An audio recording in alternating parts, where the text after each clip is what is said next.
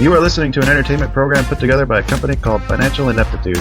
Anything said on this show is not an endorsement or professional advice. Would you really want to tell a court of law you were suing us because you thought taking financial advice from two idiots on a podcast put out by Financial Ineptitude was a good idea? Really? Clown hat, smiley face.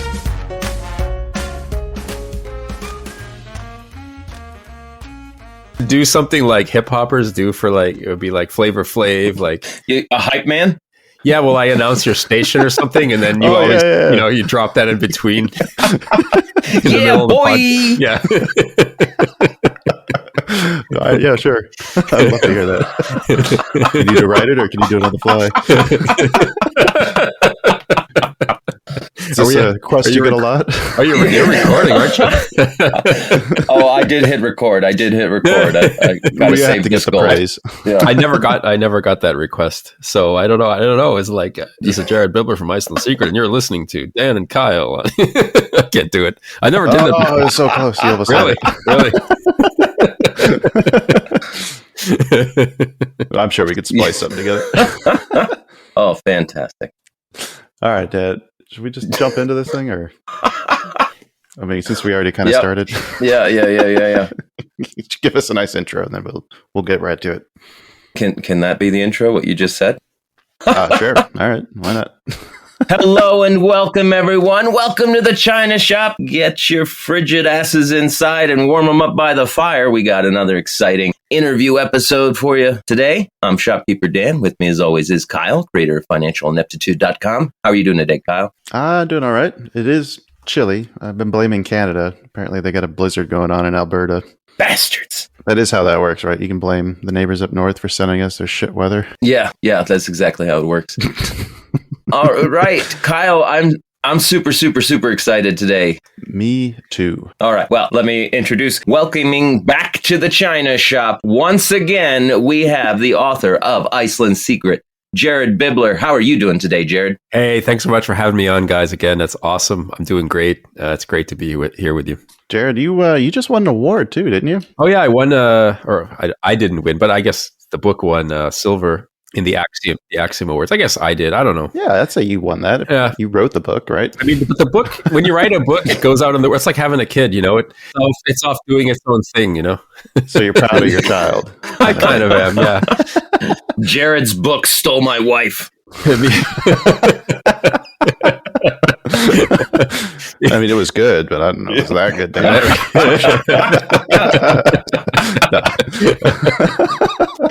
So what is the Axiom Award? I was kind of reading a little bit about it. It's about business books, I think. Yeah, they're business books, and this category was like something called international business and globalization. So I guess they kind of lumped some things together. But anyway, it got silver in that, so I'm really, really happy with that. I was really excited to see that. I just finished the book this week, and I got to say, I was really pleased with the way that it was written. I thought the storytelling aspect of it, and then mixing that in with the actual like detective work, read like a great story. That's awesome. I'm glad that you said that. I was really going for that because I thought, that's why it took me. People were like, why did it take you so long to write this book? I mean, I actually wrote it like 3 times because I really wanted it to be, I thought that the story's important enough that it needed a good narrative to keep people reading it, you know, so I put a lot of work into that. So that's good to hear that. The one thing I was disappointed with, and I felt like a little bit like Fred Savage in The Princess Bride. Let me guess, no index. No, not even that. No, this the ending. I felt like Fred Savage at the end of right in the middle of Princess Bride, where he says, "Who gets Humperdinck at the end? At the end, Right. Who gets him? Someone's got to do it. Is it Jared? Is it Waingro? Who?" And no, he lives. Yeah. Son of a bitch. Yeah. I know. Jesus, Jared, why'd you read this thing to me? Yeah. I didn't know it was a tragedy. God. You could have had me read it to you on Audible, you know. Did you do that? I did, yeah. Yeah. I love it when the authors go and put their voice track to the audio recordings. I love it when that happens. It's a pain in the ass, let me tell you. It's not easy, but it's fun. I liked it. Chapter 7 is all screaming, right? Right. So last time we had you on here, you were kind of walking us through just some of the craziness that this bank was doing. But now that I've actually gotten through the story and have a better understanding of more of it, there is some more stuff that I would like to follow up on you with. Sure. One of the things that I think was really stood out to me was just how I'm trying to pick the right word here because I don't want to disparage Iceland, but it seemed like kids playing at the roles of regulators and banks and institutions. Like it seemed like there wasn't a whole lot of knowledge of how those systems were supposed to be run. Like there's a lot of, I didn't know we couldn't do that, or why can't we do that? We said that's how we're going to do it. Yeah, there's nothing wrong with that as long as we tell you. Right. There's a lot of that. Why do you think that is? Well, I allude to that in the book a bit, and where my father-in-law talks about how proud he is to send milk off to the dairy, and against the milk, they didn't have much cash even in the 1960s. So he would send. He worked on a farm, his family's farm, in the summer, and they had dairy cattle there, and the farm was like 60 kilometers down the road from the nearest big town, which isn't even a big town. It's maybe 1,000 people. Right. And so every 3 days, a milk truck would come and take the milk away. And he told me very proudly that they would put a little slip of paper on the handle of the milk tankard. And they'd say, we need a leather strap for the horse, or we need a handle for the shovel or something like this. And then the dairy would send those things back against the milk. Right. And so that really told me a lot when he told me that story, because that was just right before I was born, basically. I mean, it's not that long ago. Yeah, because he thought that was a great thing. He did. And it's pretty cool, I guess, in a way. Well, until you think about, you're not getting the best price for that strap. That's for sure. That's for sure. Yeah. It's almost like the mining camps back in the gold rush. Yes. Where they pay you in script and then you have to shop at their store. Yes. I don't know. If I'm on a farm, that feels like Amazon Prime to me. There is a benefit to that when you're 60 miles from nowhere. Yeah. So I think that's an angle of it. But as you say, don't pick on Iceland too much, because it's easiest to see those things there. But I've also worked in larger countries and worked with regulators and so on. And it's not as, there's more of a veneer of professionalism, but the same kind of cluelessness is often there. I worked with someone a few years ago here, very high up. And this is when, I don't know if you guys know this, but have you heard of Crypto Valley? Probably not. No, I don't think so. Near where I live in Zurich is another canton called Zug, and they have a lot of crypto firms there. And they were styling themselves as Crypto Valley for a while. And so in the height of that, I said to someone very senior, I talked about, and everyone here was talking about ICOs, initial coin offerings. I said to someone very senior in a regulatory capacity, oh yeah, such and such about ICO. And she said, what's an ICO? And you couldn't walk down the street without seeing crypto stuff here at that point. Was Matt Damon there? So yeah, exactly.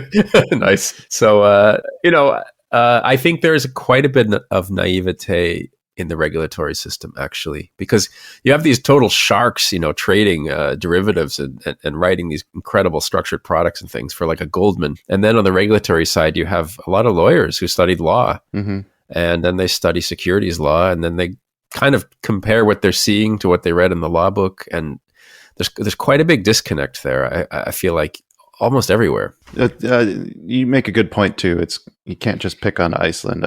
We talked to Ian Fraser about the RBS incident, and there was a lot of yes, what's the blunders, boneheadedness, right, ignorance. Right. Yeah. A lot of children stacked in trench coats pretending to be businessmen. Yes.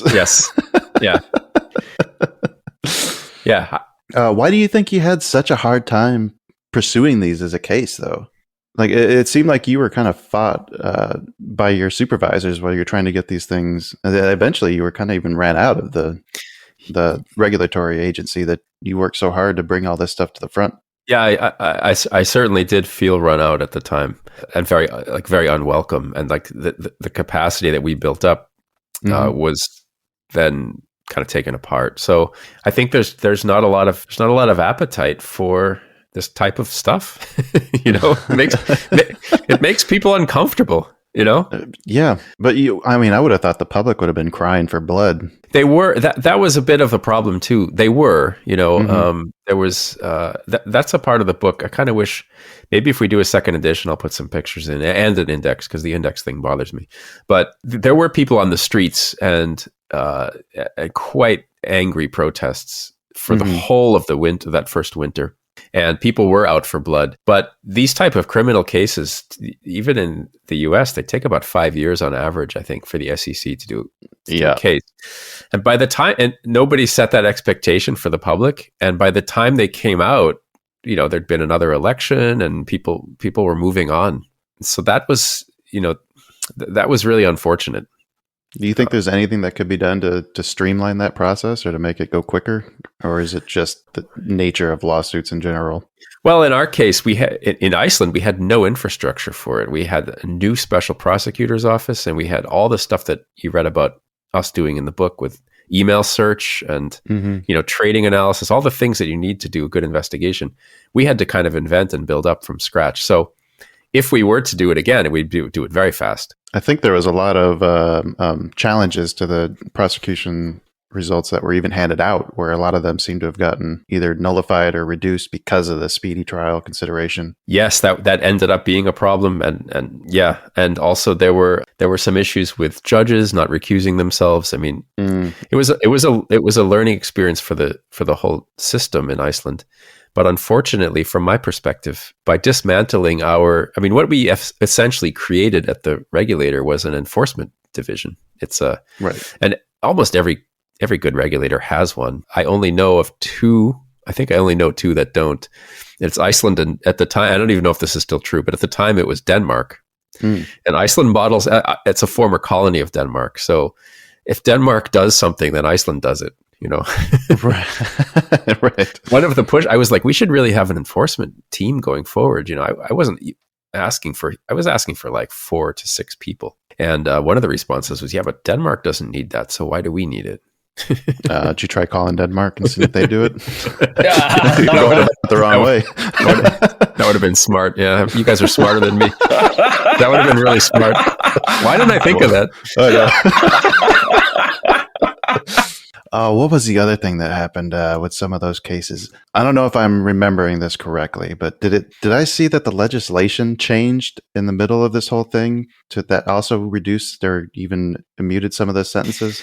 Yeah, somebody slipped. There's a great. This is like a 2-part thing. Somehow, at the end of a bill that was passed in, I want to say 2016, this summer, like toward the end of the parliamentary session, they slipped a piece into another bill, I think, and it was like, if you're convicted of a nonviolent white collar crime, then you should be able to serve your sentence out at home. I mean, I'm paraphrasing. That may not be exact, but it was in that spirit. So all the guys who were actually in the white collar prison, which I haven't seen, but I'm told it's okay. It's like a farm out in the middle of nowhere, and they have horses, and it's not bad. I think everybody gets their own room. Right. I think they have internet and they have a weight room, and it's not bad. But a lot of those guys were then able to come back to Reykjavik. Right. And then one of them was famously flying a helicopter around with an ankle bracelet. Did you get to that part? Yeah. Yes, I did. Like, are you fucking kidding me? And then the helicopter, the only way we know that is the helicopter crashed. Fortunately, nobody was too badly hurt. Oh, that's right. Yeah. And then they were like, what's this guy flying around with? He's the same one who flew Elton John in for his 50th birthday party earlier in the book. And so, so it was kind of a thumbing the noses at the whole thing. Yeah, and I think that kind of answers the question of why you had such a hard time pushing this. Well, yeah, you're pushing against, the elites and the money of the country. It's never easy to do. I'm surprised you actually made it as far as you did. Me too.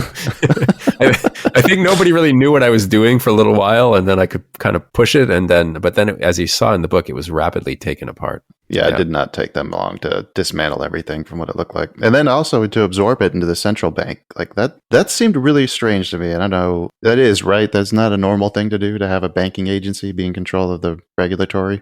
I think it was the fashion. I'm not an expert on this.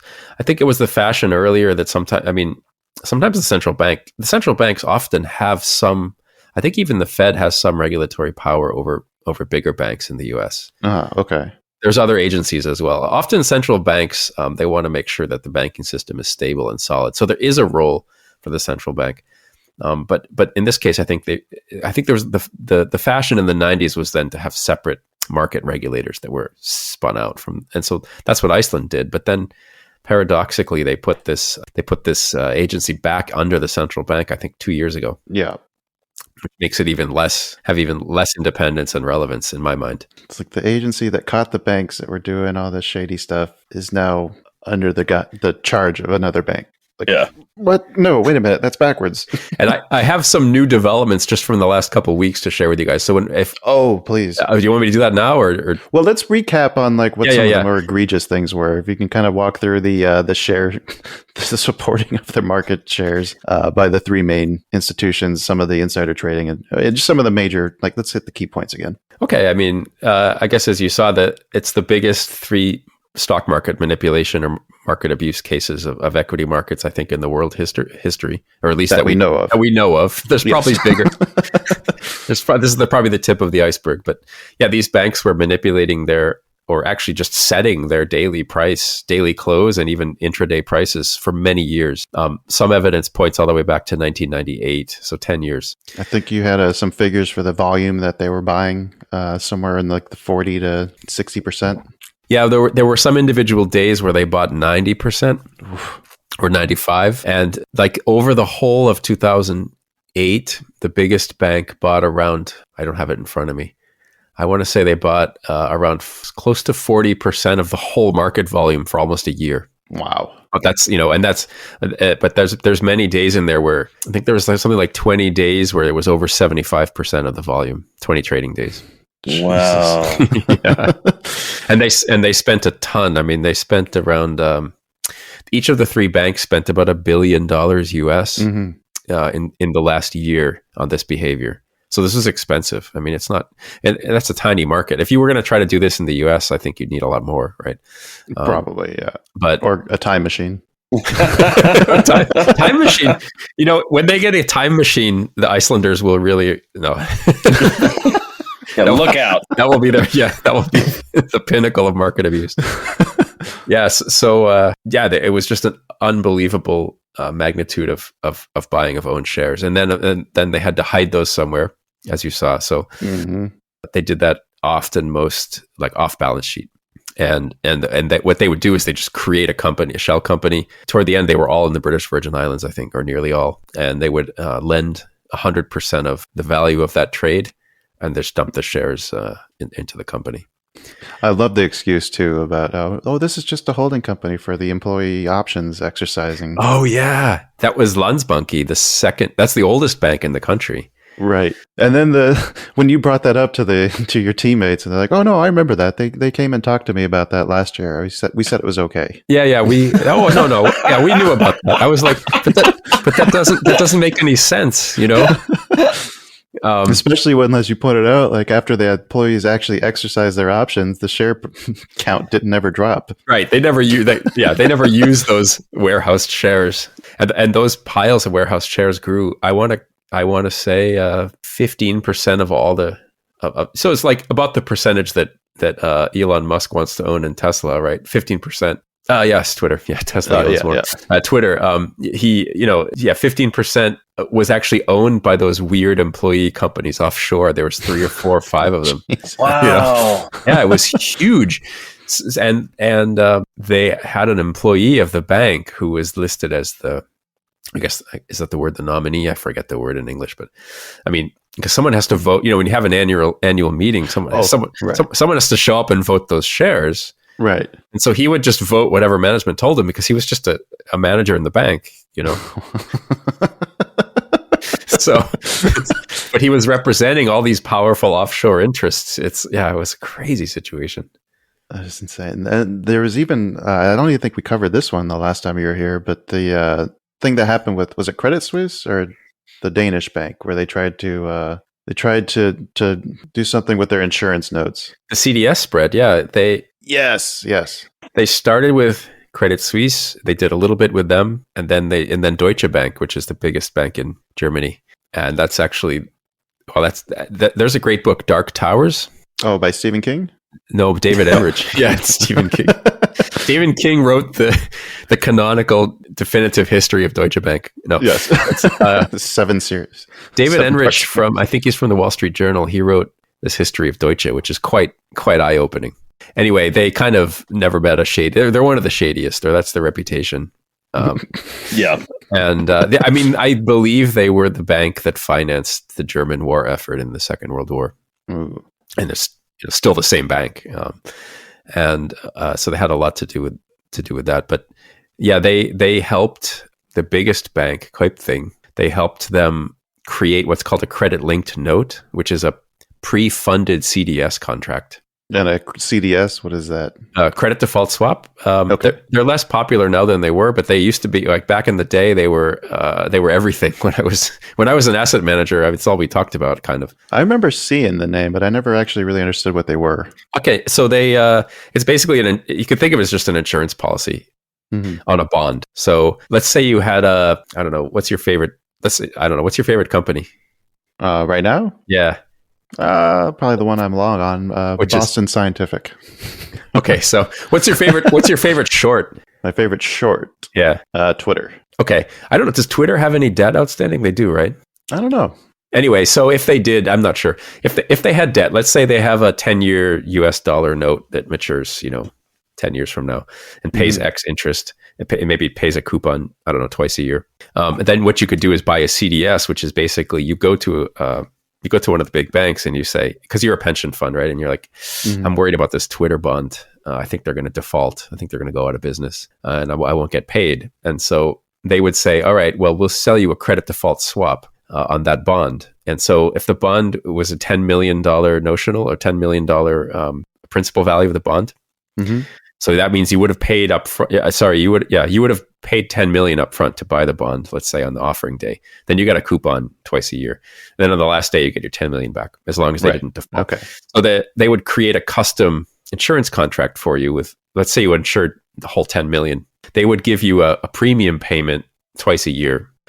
So when you got your coupon payments, you then pay a piece of them for this insurance. And if there's what's called a credit event, if the bond defaults, if the company defaults and doesn't pay the bond, then you can trade the junky or the defaulted bond.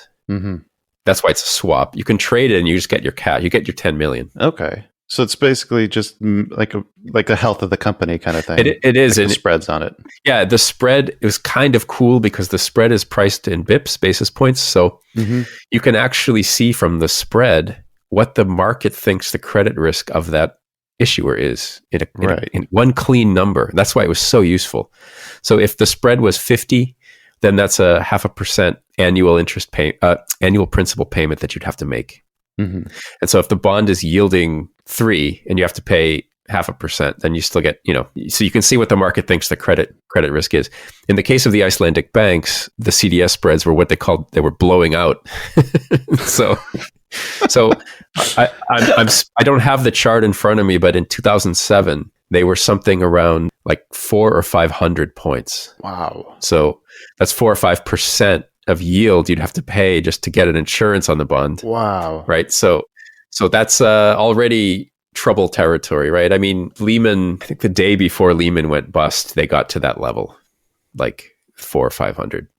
That's really high. And so these guys were already in 2007, a year before they collapsed, they were already something around there. So a few percentage points so like that means that the bond is going to have to pay much more yield or much more interest in order to justify this huge spread. Right. And what that means in practice is you're not going to be able to issue new debt. No. So they made a deal with Deutsche Bank to try to write their own spreads? Yes, they wrote. What they did is they gave money to Deutsche. It's kind of like another way to think about it is like you give away your house, right? To someone. You say, "Here's my house. If I'm still alive in 5 years, give me my house back." that's kind of the deal they made with Deutsche. They gave them a huge. It ended up being there was margin calls and stuff, but the total size of the deal was about 500 million euros, which is a lot of money for anybody, I think, but in Iceland is especially a lot. And they gave them about 500 million plus fees. Wow. Upfront, cash. And Deutsche said, okay, we will issue this amount of CDS protection into the market. And the spreads will drop when there's because the Icelandic banks were convinced, and this is still what they will say today, is like, we were being attacked by hedge funds. Okay. The spreads were too high. They didn't reflect a liquid market. We were very healthy. This became a self-fulfilling prophecy. These would be their defenses. Okay. Like, maybe that's true. I'm not sure, because what we know from the share price buying is Well, that's what I mean. Like, if I knew that they were buying all the shares that you could sell, I would be selling as many as I could. Yeah. Like, all right, you're going to hold this up. Yes. Take it all. Yeah. So what they did is they gave Deutsche this money up front, and Deutsche issued CDS protection for them. And then if it's brilliant, the whole deal was brilliant for Deutsche, because the CDS is pre-funded. In other words, Deutsche has the cash up front that they need to pay on the other side if the thing goes bust. So they're selling CDS protection, and if the counterparty demands, hey, there's a credit event, I want my money, then Deutsche has the cash, they just pay them. Right. Yeah. And what they do is, though, they issue, it's a pretty clever product for the company who buys the credit linked note. It effectively works like a bond, and the interest you get on the bond is whatever the spread of the CDS was. See, minus a fee. So if their CDS spread was 500, just keep round numbers, they would basically, you're getting a bond that pays you 5% coupon, right? Minus whatever the fee was. And so it's a super high yield instrument. It's a synthetic ultra high yield bond for the buyer. So did Deutsche Bank actually issue any of these, or did they just completely double cross them? Because it never dropped the spreads. Well, let me try and get my head around this really quick. Yes. Oh, go ahead. So you're saying, so the Icelandic banks, or at least one of them, yeah, one of them gave Deutsche Bank like 500 million euros. Yes, for some credit default swaps, but they're basically so they gave that money to them. Then they're paying Deutsche Bank to hold this money for them.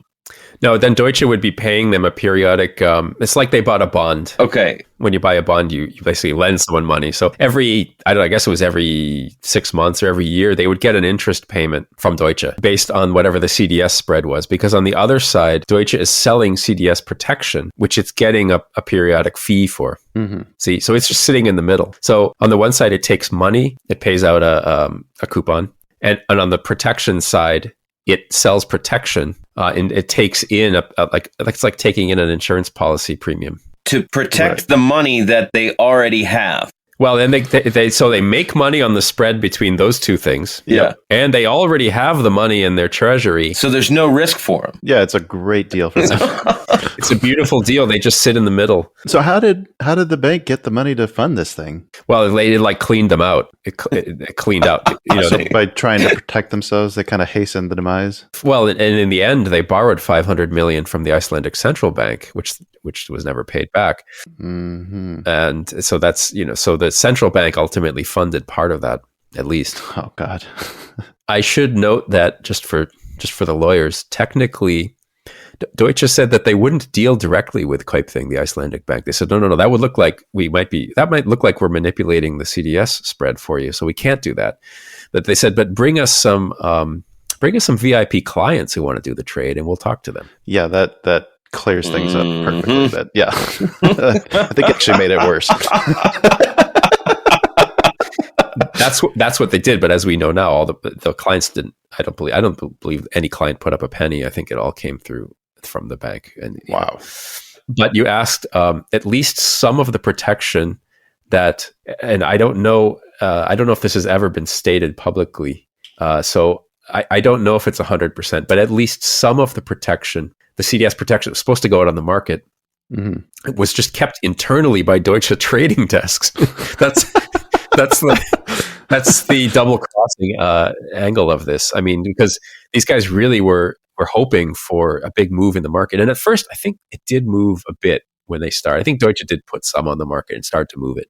But then their own desks were getting nervous because they were one of the biggest lenders themselves to this bank and to other Icelandic institutions and the government. So they got really nervous. So they would buy this protection internally. So it never got a chance to hit the market. They just kept it on their books. They were sued, and they ended up paying. Deutsche ended up just a few years ago settling and paying back most of the 500. I think they paid 425 million back through to the estate of the bank. Was it to the bank or was it to the subsidiaries that it went to those companies, and I think those companies were in dissolution. And so then it would have ultimately come back into the parent bank. There's a lot more to this story that I just found out after the book was written. So, I mean, the thing about this book is it really is just the surface of the whole story. Yes. It's not comprehensive at all. There's a lot I never learned. There's a lot I still don't know. And people call me with things that I had no idea about. And this Deutsche thing with those companies winding down, that's another whole tale. You can almost write a whole book on that. Yeah, you could. And I even wondered if I should put this Deutsche piece, because a lot of people complain that that's the hardest chapter, because a lot of non-finance types like us, a lot of them read and like this book, but that chapter gives them the most trouble. But I decided to leave it in because I think it shows both the international connection of what was going on in Iceland, and also how far they were willing to go to manipulate the perception that they were a good bank. No, I think that definitely needed to stay in there. Yeah. So what else you got?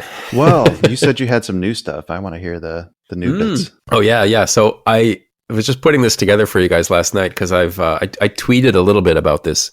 I think this should be in the FT. I've actually contacted the relevant reporter at the FT. Didn't hear back yet. This just all happened at the end of March, and it's happening now. So there's a big controversy today in Iceland, exactly about one of these banks, exactly about their shares. So this is like happening today. Yeah.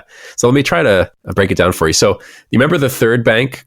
We call it in the book the third thief is Glitnir. Yes. Yeah. They were kind of always the redheaded stepchild of the. They were their color. Their logo was red of the three. So the government of Iceland still, after 2008, it owns stakes in these banks. And I believe this was the first privatization effort since 2008. It just happened on the 22nd of March. They sold off 22.5%, so almost a quarter of what was once Glitnir and is now rebranded as Íslandsbanki. But it's the same bank, same institution. A lot of the same people even. Yeah, I mean, by now, I guess people have retired and stuff. But yeah. The institution's the same. The institutional memory, it's the same place. Although they would say it's not. I mean, they got a new ID number, so they got a new corporate number. So officially in the system of the country, it's a different company, but it's so they have no record then. No priors. Exactly. Yeah, they Smart. Got a new birth certificate. Yeah, they were started clean. Yeah, and so they had a closed auction. Very secretive on March 22nd, where they sold, because some of these shares are already on the market. They sold off at a discount to market. I think the discount was around 4%, 5%, something like that. They sold these shares off at a discount, but then they did the offer, and then it was kind of like people wanted to know, so who bought them? And they were like, well, it was professional bidders and professional investors, and they wouldn't say. This was the finance ministry and something called Bankasýslan, which is they created an agency just for privatizing of these banks, and the finance minister was kind of like, well, no, this is bank secrecy. We can't tell you who bought these shares, and there was a lot of pressure because people could see on the insider lists on the exchange, they could see that new people had registered as insiders, and some of them were employees of the bank, I guess. So they're like, wait a minute, I thought you said this was professional investors buying this, but then here's an employee. Well, if it's the prop desk trader, he's definitely a professional. Yeah. Well, let's get to that. So, so finally, on March 30th, the finance minister relents and says, okay, we'll tell you who the names are. And people went ballistic when they found out who the names were. Because they said it was, like I said, professional investors. I think they have this in the US too, this designation of professional investor. You have to have, in Iceland, you have to have 2 of 3 things. You have to have done enough trades in the last year, or you have to have a net worth over a certain amount, or you have to have a demonstrated expertise. And so if you have any 2 of those, you can get a designation as a professional. Yeah, we have something similar. I think it's the accredited investor. Yeah, okay. Yeah, that has to do with net worth only here, really. But it turned out so many of these new people were just like individuals connected to the to the government who had just invested like not very much. Mm-hmm. And then the first big headline that I saw was that Bjarni Benediktsson, we call him Bjarni Ben, he's the finance minister. He's a career politician, and he's the leader of his party, which is probably the most powerful of Iceland's political parties. So he's the guy ultimately responsible for this privatization. He's the finance minister. Mm-hmm. And it turns out that his own father was one of the buyers. Oh, wow. And then he was asked about it. He's like, oh yeah, but I don't know. That was done secretly. I don't know. I didn't know he was in it. So then they got this list, and the list was like full of just names of individuals in Iceland or their companies. And meanwhile, there was foreign and domestic investment funds and individuals in the country who had written to this privatization agency and asked to participate, and they were just like, they never answered their emails. Wow. Then there was another story came out. Someone got a call like close to midnight the night before the offer from a brokerage firm, and the guy on the phone was like, "Hey, you want to make 10 million ISK while you sleep?" Oh my god! and they basically got him into the offer. They call him the night trader. he got in at night. He woke up the next morning. He was indeed almost exactly, because they had this guaranteed profit in there, this guaranteed percentage bump on it. And so he flipped his shares the next morning and cashed out 10 million ISK and walked away. Good for him, I guess. How do I get those phone calls? Yeah. Yeah. And then even one of the brokerage firms, at least the government used several firms to do the offer, but at least one of them, the owners and the employees of the firm had put themselves into the auction and got themselves discounted shares. Oh, wow. The names on the list are like a lot of the same people from the 2008 collapse. So investment companies and like what we now call the Icelandic oligarchs, like these wealthy guys, the ones who controlled and ran the banks into the ground the first time, they're now in this offer again. Mm-hmm. Even like one of the buyers plus the father of another were sentenced to prison time for their role in 2008. And now they're back in this. Wow. And then from some other analysis shows that like out of the 207 buying parties, 132 of them have already flipped some or all of their shares as of the 12th of April. Do we know who bought them? Yeah, that's the question for you guys. I mean, for us, I mean, nobody seems to have asked that question yet. And right. Given the history of this bank, yes, it's like, I bet I know who, I mean, I would have a guess who's buying it. I would want to see that. Yes. And also, of course, like we mentioned, the employees of the bank also loaded their pockets. And this is the bank. Do you remember? This is the same bank that lent its employees money to buy its shares in 2008. Did you remember that from the book? Yes, I did. Yeah, they created, like for I think this top 30 employees, they created 30 shell companies, one for each of the top employees, and they just put loans and they dumped the shares in there to get them off their books. So this is kind of your biggest fear then coming. I mean, like the whole thing that you were worried about was a repeat of this if we didn't actually get to the root cause. Yeah, I kind of knew it would happen. I mean, I'm glad the book came out before this, this fiasco. Wow. And then before we were talking about the central bank, there's another piece that I never knew this, but the central bank ended up with a bunch of assets after 2008. Like it ended up with, I guess, hundreds of real estate, hundreds of properties somehow, and as well as securities. And I don't know what properties or what securities. And I don't think anybody does. And so the central bank created a couple of like companies and stuffed the assets in there to wind them down, sell them off. And they call this in Icelandic, the translation is like the trash can of the central bank. These companies. So they wound this whole thing down in 2017. So 5 years ago, those companies, I think, they closed them because they sold everything out of them and they closed it, and they said it's great. And then they were supposed to make a report in 2018 about like what were those assets, who bought them, what price, and they still haven't made the report. It's 4 years later. Wow. I wonder who bought them. Yeah, I do too.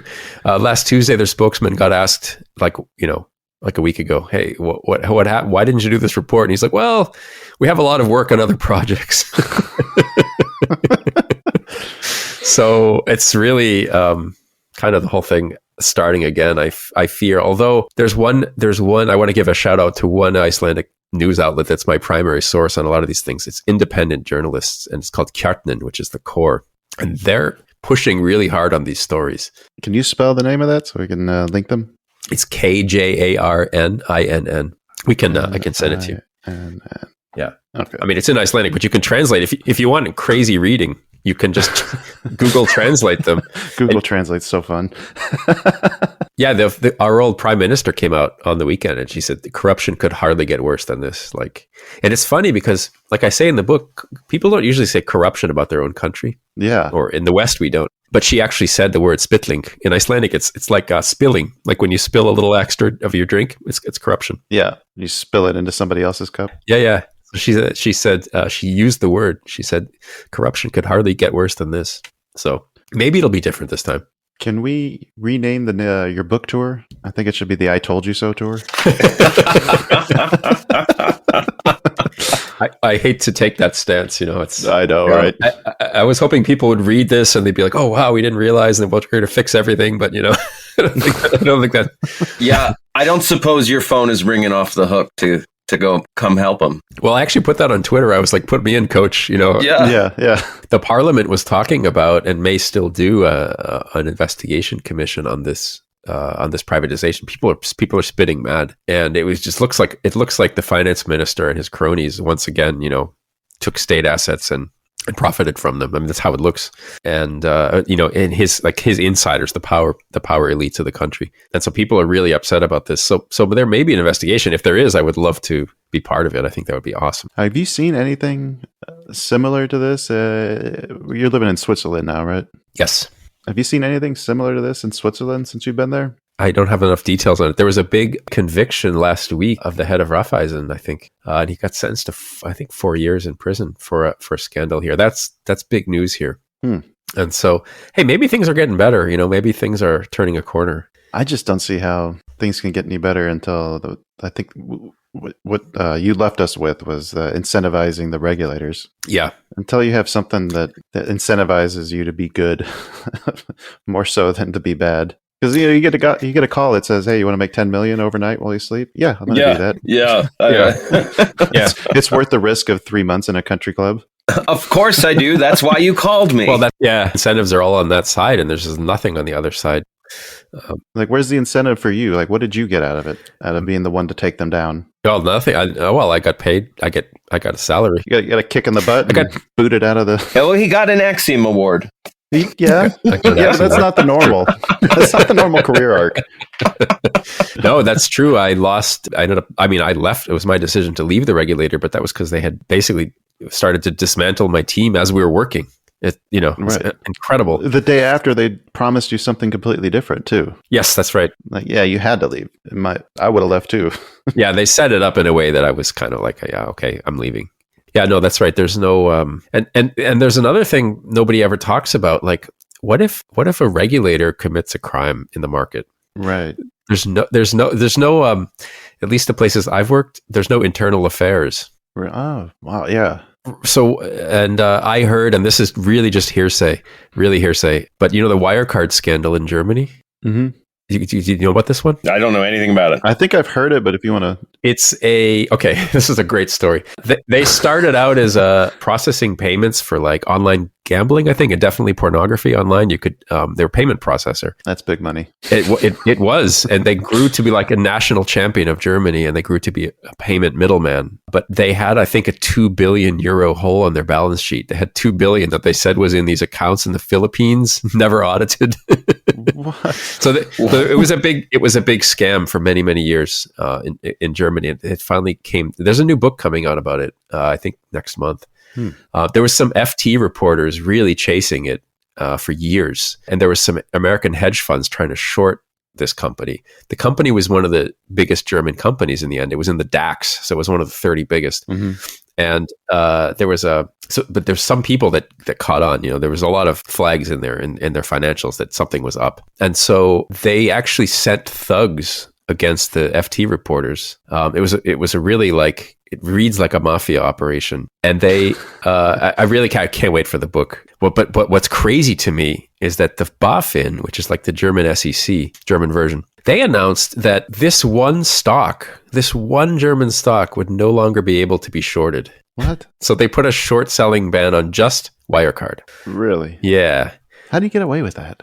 Well, you're the regulator. See, like nobody who's policing that. Yeah. And then what I heard, and this is the hearsay part, but that employees of the regulator in Germany were trading around those decisions in Wirecard. Of course. Right? Yeah. They're going to turn off the short side. It's going to be less sellers. Let's go long. Even the turning off the short was several years before, because people really wanted to short them, and for good reason. I mean, this was like sounds like a criminal enterprise. Yeah. It was years later that they actually collapsed. And then there was a lot of regulatory decisions around their collapse. And what I heard was that they were trading around that. And so, yeah, I don't really know. I don't know the solution anymore. I used to just think it was incentivize the regulator. I think that's only a part. It's got to be only a part of it. Yeah. But we really need to think about these things better, because what we have, the system we have now, is not working. Do you want to talk about another current event? Sure. Dan, I think you were struggling to understand why this was a big deal. Elon Musk making his Twitter purchases. We kind of referenced that earlier. Yep. Not disclosing when that went above 5%, right? And then continuing to accumulate. Yes. Why is that such a big deal? Because actually, do you guys read The Money Guy, Matt Levine? You would love this. No, guy. I don't think so. He's a ex-Bloomberg guy. He's a fantastic writer. He writes a newsletter. It's free every day. It comes out 4 days a week, and he talks about all these things. And I've become glued to it. I read it every day. And so he explained it, and that made sense to me. His explanation was like, the reason that the 5% flag is once the market knows that someone is accumulating, they know that someone's going to maybe make an offer, and then the price goes up. Right. But if he never flags, if he never announces it, he can accumulate at the pre-announcement price when nobody knows what's going on. So yeah, it saved him millions. I think 140 million was what I read. Don't quote me on that, but he saved himself quite a bit by not. And it's pretty clear that he broke the law, but it's pretty clear that it's not going to really be prosecuted either for that piece. So he just gets away with that. If it's just a fine, it's only a law for 4 people. Yes, exactly. Yes. Well, you know what they do in Switzerland for some fines is they're connected to your salary. Yeah, that's how they get a speeding ticket that's cost them $67,000. Yes. Yeah. So that's a pretty cool system, I think. And in general, the speeding tickets here are crazy. Like, you don't want to get one. I get one once a year. They have these. Everything's automated here. There's no police. There's just like. But if the speed limit says 50 kilometers, like when you're entering a town, it says 50. Yeah. If you're not going 50 or 49 by the time you hit that sign, you could be dead. There could be a little camera right on the other side. And if you get, let's say, going 55 and a 50, so in miles an hour, this is like 37 and a 35 or something. I mean, the fine could be like 100 francs just for that tiny. Jesus. And then if you're going 10% over, forget it. I mean, it might be 200 or 300. So it's pretty, people drive pretty much like whatever the limit is, that's what people do. And I always use this analogy here in Switzerland because this is the system. It's actually quite nice, because you always know exactly what speed you have to drive. There's no guessing. It's like, you got to just drive to the law because you're going to get screwed. But we don't have the similar system in Switzerland for market abuse, right? There's no there's no nice sign with a camera. Do people drive with ski masks on? Do they have to get your picture in there like they do in America? Or No. It just goes to the owner of the car. Doesn't even matter if you're driving or not. Doesn't matter. It's just I think it just goes to the owner. I think, yeah. I accidentally was in the wrong lane for a bridge in San Francisco, and they took a picture and tracked me down in Arizona. Like, I got that ticket. It did arrive. Right. I got a ticket for a car plate that I used to have when I lived in New York. I lived there for 6 months. Okay. Back in 2003 or 2002. And this is like 2012 or 2015. I got a ticket for that car, or that license plate. Good God. I hadn't lived there for over a decade. Wow. How does that work? I don't know. Is that somebody never updated the license plate? It's like I still have it hanging on my wall somewhere, like my game room. You could send them a picture of your game room and say that wasn't me. I know, right? Yeah. That wasn't me. They ended up wiping it, but Okay. it's still kind of annoying. Anything else going on with the book? Anything else you can tell us? I know I got hopes that this is going to be a documentary on Netflix soon. So I have some interest from a documentary filmmaker, but that seems to have dried up a little bit. But then I have I'm talking to two different production companies about actually a dramatization, like a 10-part. One of them wants to do an 8 or 10-part series. That'd be Netflix awesome. or I mean, it's like they try to pitch it to them. They would buy the rights from me, and then they would pitch it to Netflix and try to get some interest on that side. So they're really excited. They are really excited because the book that you read is about, I would guess, like 30% shorter than what I wrote. Oh, okay. The publisher was kind of like, yeah, first-time authors don't get more than 300 pages, Jared. So, and so there was a lot of good stuff in there, and that they would really like to recycle into. They were like, oh, we need material for episodes. So that's kind of exciting. How that goes. Yeah. So it'd be like the director's cut. Yes, and I would then maybe do a director's cut version of the book to go with it, because that would be really cool. I would like to see that. Yeah, Expanded edition. Yeah. Yes, the stories they didn't want you to see. or something. Well, then you can add some of the follow-up stuff too. Yes, yeah. Like this thing that I just told you is kind of, and I'm sure will be more to this. Actually, you should be really happy that you don't have an index, because if you do come out and do a updated edition where you add stuff, you don't have to worry about changing the page numbers. When we talked to Ian Fraser when he did his update. Oh, really? He had to cut exactly the same amount that he put in there because the publisher wouldn't pay for a new index. Oh, really? Yeah. Oh, I didn't know that. Isn't that crazy? I don't have an index because there was like when you're publishing a book and they give you like a date, there's a lot of deadlines basically as the book is getting ready to come out.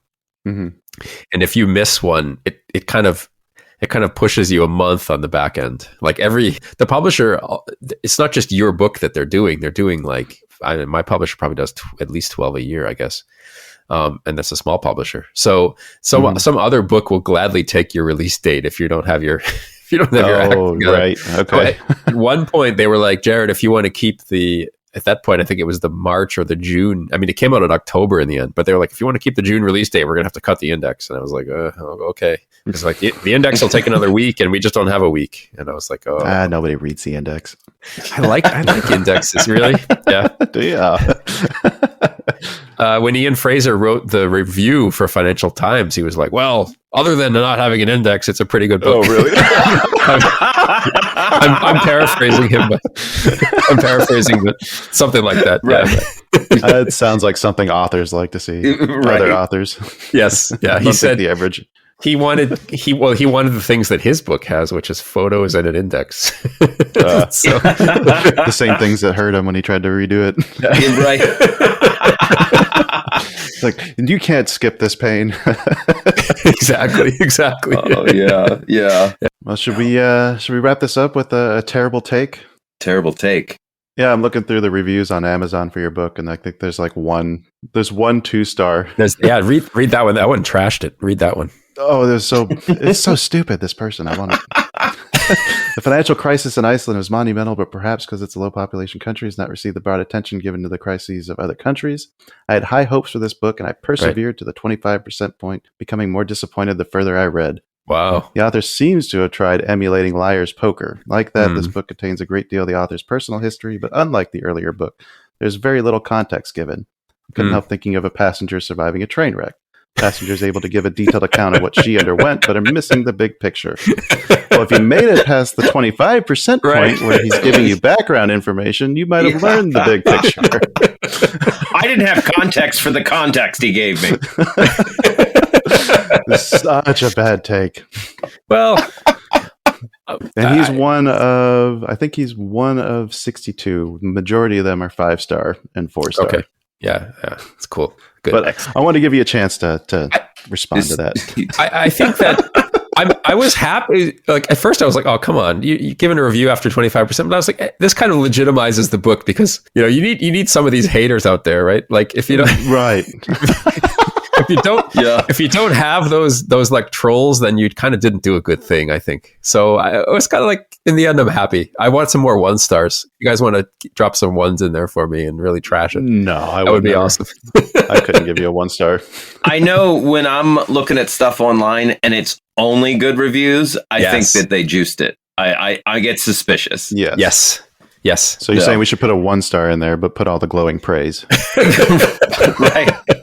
1 star because it wasn't long enough. And no index. With no index. Needs pictures. Needs more pictures.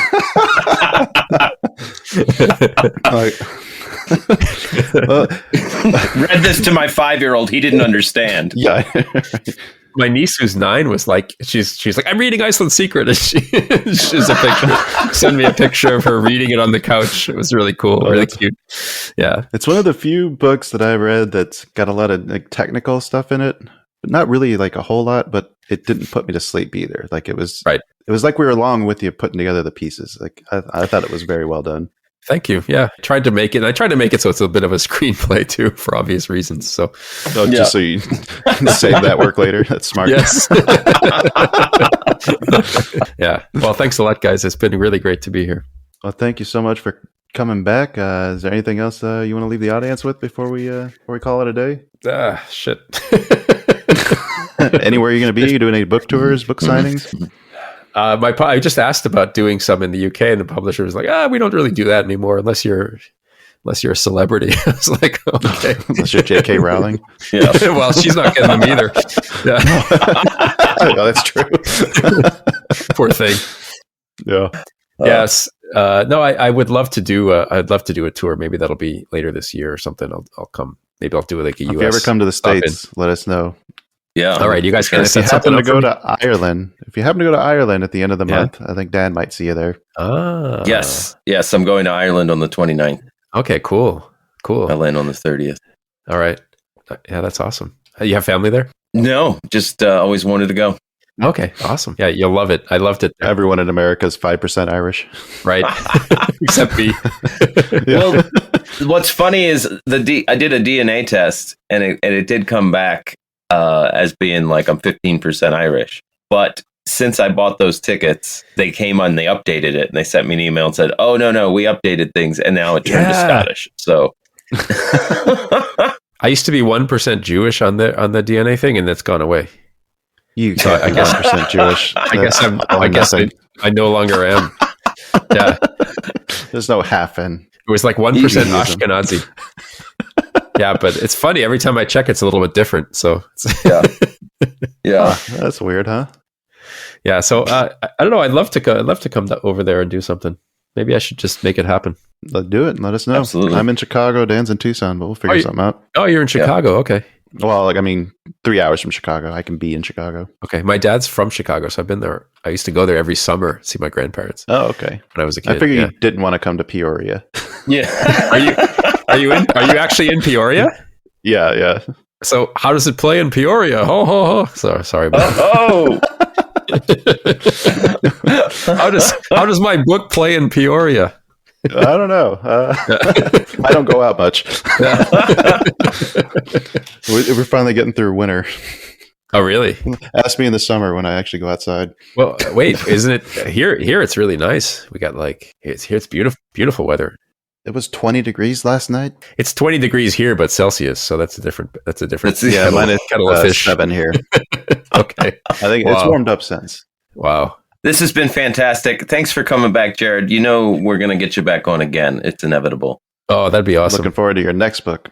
Yeah. All right. Well, thanks so much for having me. Oh, yeah. Our pleasure, for sure. Mm-hmm. Any parting words of wisdom, Kyle? Can you top that? Can I top a best-selling author? Award-winning author? No. Yeah. No, I can't. No. All right. Well, folks, thanks for sticking around to the end. This has been fantastic. I'm really, really, really happy hearing, that at the beginning, we kind of got the sandwich. Really happy hearing there's some positive in the world, even though the shenanigans continue. Yeah, crime pays. Crime pays. Until next time, happy trades. Bye. Bye-bye.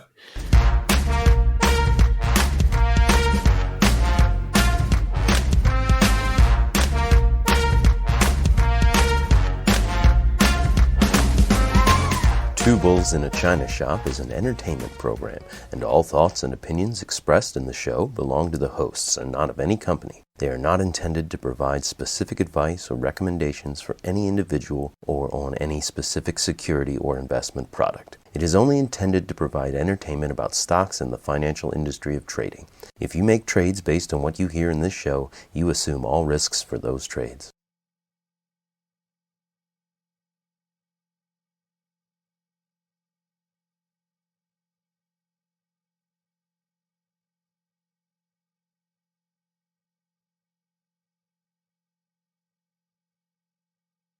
Geico asks, how would you love a chance to save some money on insurance? Of course you would. And when it comes to great rates on insurance, Geico can help. Like with insurance for your car, truck, motorcycle, boat, and RV. Even help with homeowners or renters coverage. Plus, add an easy-to-use mobile app, available 24-hour roadside assistance and more, and Geico is an easy choice.